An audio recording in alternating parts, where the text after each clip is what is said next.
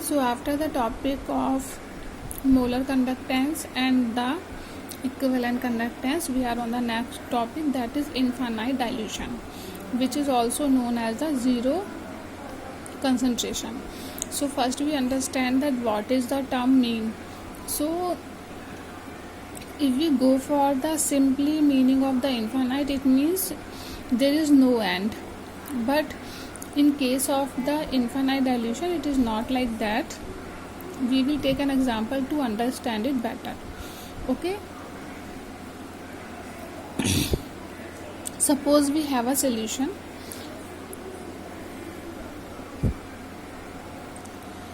So here we have a solution, and here is a volume of Km or molar conductance.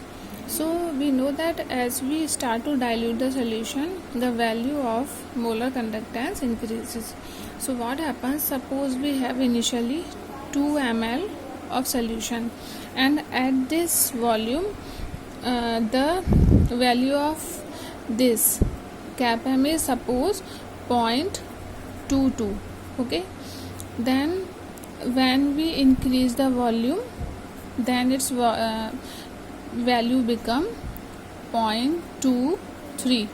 then again we increase the volume, then it's the value of Km again suppose increases. Okay, now we again increase the volume, then again the value increases. Now if we reach the 11 ml, then again we get the same value. At 12 ml we get the same value, right? So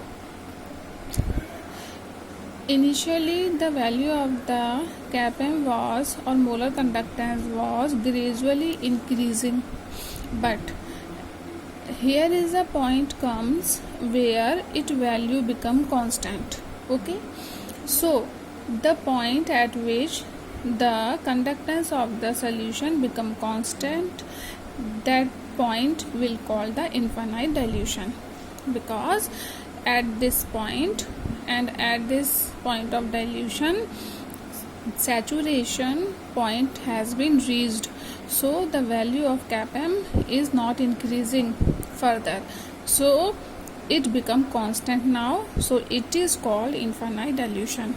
So now we understand the meaning of infinite dilution. The infinite dilution doesn't mean that we are diluting the solution infinitely. No.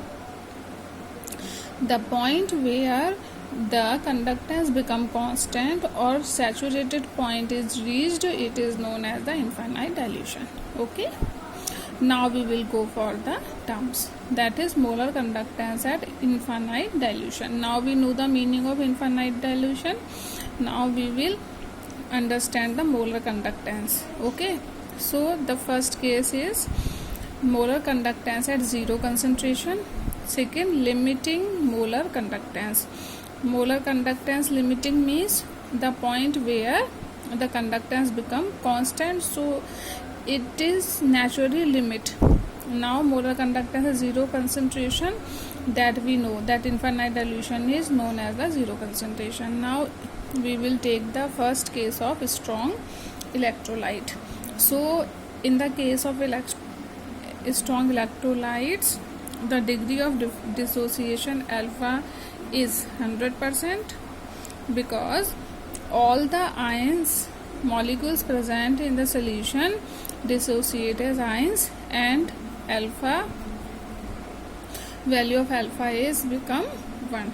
Okay, now in case of strong electrolyte, what are the factors which will be affected and what are the factors which will not be affected?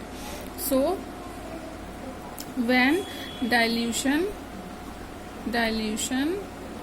increases, when we dilute the solution, then what happen? What will be the effect on degree of dissociation? There is no effect on degree of dissociation, that is alpha. Why there is no effect of degree of dissociation? Because in case of strong electrolyte, the electrolyte has been already dissociated, so there is no molecules present in the solution for dissociation, so there will be no change on DOD. Next, the charge will also not affected because the number of charge already formed, so there is no chance to increase the charges in the solution now, because the electrolyte has been dissociated completely. Okay, so what is the factor which will be increased on dilution? Only conductance. So why conductance is increasing? The conductance is increasing because on the dilution the distance between the molecules or ions increases, so they are getting more space for the conductivity, that is why conductance increases. So the only factor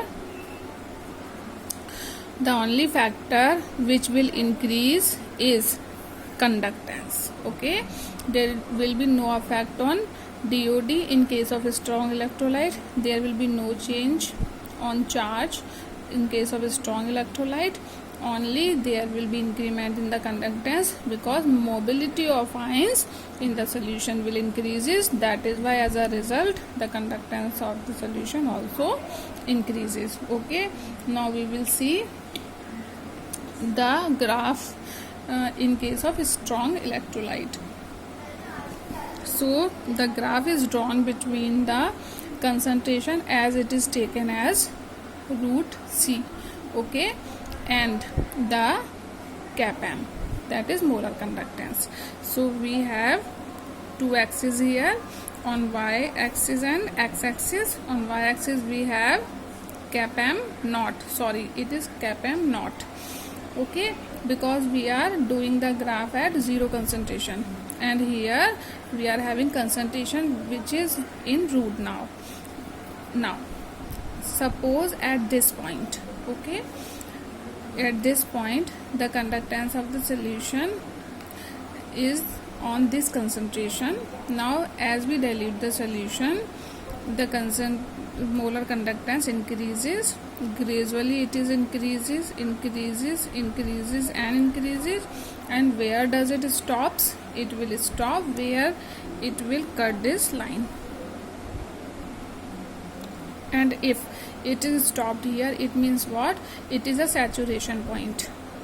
We understood here na? So gradually it will increase, concentration will decrease as the dilution increase, that we know. On diluting the solution, concentration of the solution decreases, okay, as we are adding more and more water in the solution. So concentration decreases, but the molar conductance or CAPM naught is increasing, and here is a point where it cut the y-axis. It is a saturation point where its conductance become constant. Okay, so we understand the graph. Now we will see the graph in case of weak electrolyte. Now in case of weak electrolyte, we know that DOD or degree of dissociation, that is alpha, is very less than 1. Why? Because we know weak electrolyte does not completely dissociate in the solution. Okay, that is why degree of dissociation will what? It will be very less. Okay, now as we dilute the solution, okay, we are diluting the solution, okay, then what?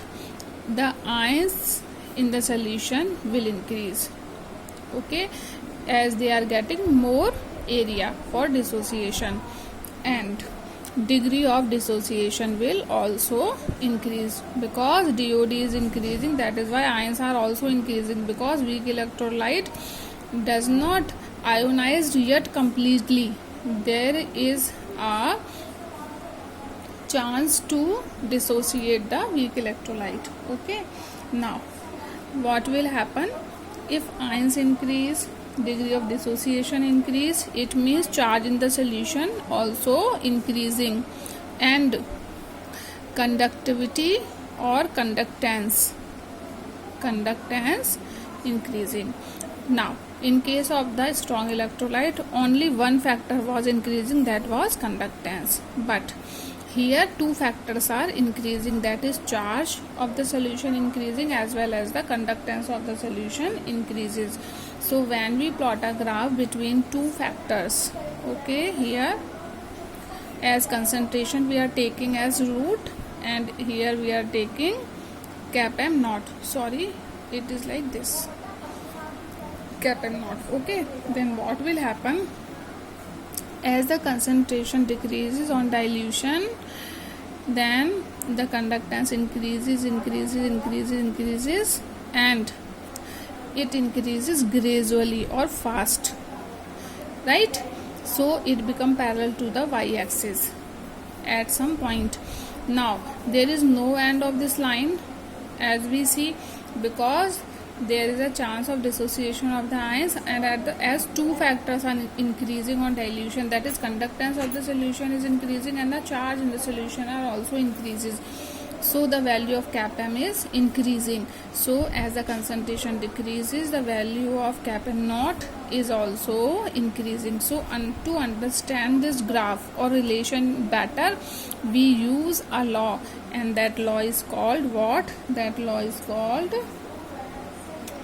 Euler's law.